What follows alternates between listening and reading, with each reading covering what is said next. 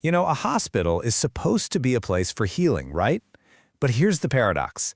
The very place designed to make us better can also be a source of serious risk. It's a massive challenge for healthcare systems all over the world, and today we're going to dive into India's ambitious and systematic answer to it.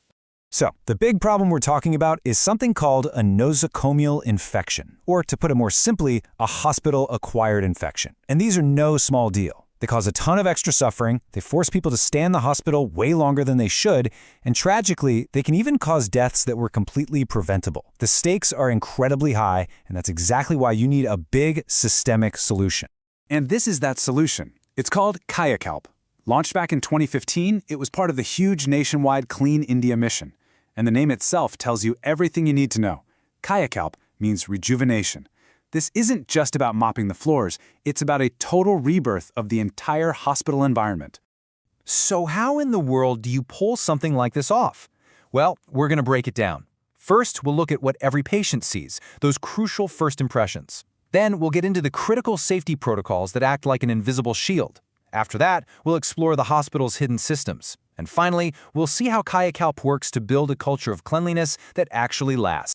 Think about it. A patient's trust, their whole feeling about a hospital, it starts the second they walk through the door. Kayakalp gets this, so it puts a huge emphasis on the stuff you can see, the things that create a sense of safety, order, and care right from the get-go.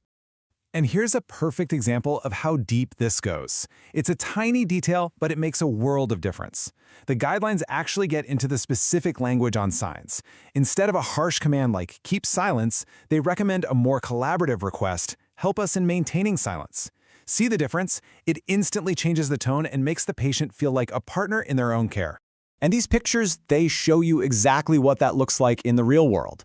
On the left, you've got this clear, welcoming main gate. On the right, a detailed directory that actually makes sense.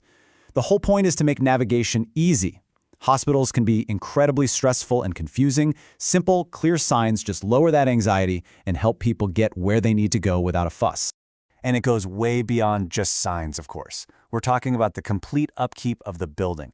That means regular painting and repairs, grounds that are actually looked after, a real plan for pest control, and even making sure the lighting is right for both comfort and safety. It's about looking at the entire physical space as part of the healing process. Okay, so that's the stuff you can see. But what about the stuff you don't see? Now we get into the life-saving protocols that work behind the scenes. Think of them as an invisible shield protecting absolutely everyone inside the hospital. Let's take the surgical scrub. We've all seen it on TV dramas, right? But the reality is so much more precise. The Kayakalp guidelines detail every single step. It's timed down to the minute. You scrub your hands for 2 minutes, your arms for 1. You have to keep your hands up so contaminated water doesn't run back down. You rinse in one direction only. The point is, this isn't just washing your hands. It's an incredibly precise scientific protocol to guarantee sterility. But that super detailed scrub, it's actually just one piece of a much bigger puzzle called standard precautions. This is really the bedrock of modern infection control. It covers hand hygiene, wearing PPE, safe waste disposal. The most important principle here is that these aren't optional. They are applied to every patient every single time, no exceptions. And a huge piece of that puzzle is, of course, PPE. Gowns, gloves, masks, they're not just part of the uniform. They are, quite literally, a physical barrier. They create a shield that stops germs dead in their tracks, protecting the doctor from the patient and, just as importantly, protecting the next patient down the hall. All right, let's pull back the curtain even further and go behind the scenes. It helps to think of a hospital like a giant living thing. It has its own metabolism, it takes in supplies, it uses them, and it produces waste. Managing all of that is absolutely essential for keeping everyone safe. So here's a question you've probably never asked yourself when you're a patient, but it is so important. Where does it all go? Everything from a leftover meal on a tray to a used needle, where does it end up? Well, the whole process kicks off right at the trash can. It starts with segregation at the source. This chart shows how even the normal trash gets separated right away. You've got your biodegradable stuff, like food waste, going one way, and your non-biodegradable stuff, like plastics and glass, going another. Okay, but that's just the general stuff. That's the easy part. Things get a lot more serious when you're talking about biomedical waste. And for that, Kayakalp requires a strict nationwide color coding system. You can see the bins here. Yellow is for things like contaminated dressings. Red is for used plastics like catheters.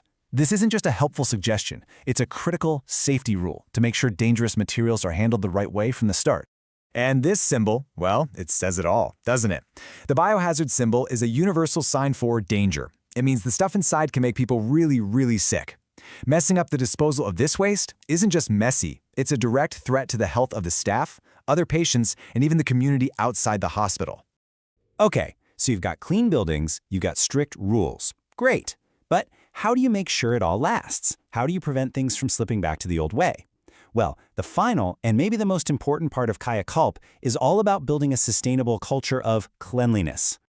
To pull this off, Kayakalp borrows a really powerful idea from Japanese manufacturing called 5S. It's a simple, 5-step framework for creating a super organized and efficient workplace. First, you sort through everything and get rid of what you don't need. Then you set in order everything that's left. Then you shine it all up. Then you standardize it so it's always done the same way. And finally, you sustain it through discipline and teamwork. And if you want to see what that set-in-order step looks like in real life, just look at this picture. This is it. You have painted lines on the floor marking the exact parking spot for wheelchairs, for oxygen tanks, for waste bins. There is literally a place for everything, and everything is in its place. It's not just neat, it's incredibly efficient and safe. But a system like this doesn't run on its own, right? It's all about the people.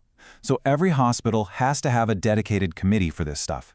Everyone's roles are spelled out so there's no confusion. Training isn't a one-time thing, it's ongoing. And, this is key, they actively ask patients for feedback. They make them part of the team. And really, this quote from the official guidelines just hits the nail on the head. The ultimate goal isn't just to have shiny floors. It's about helping everyone, from the top surgeon to the newest patient, understand why all this matters. It's about changing mindsets and building good habits that keep people safe. So when you look at the whole picture, it's obvious that Kayakalp is so much more than a cleaning program. It's a complete blueprint for change, one that combines better buildings, smarter rules, and a stronger culture. And that just leaves you with one big question. If you can use this approach to rejuvenate something as complex as a public hospital, what else could it work for? What other public services could be totally transformed with this kind of focus?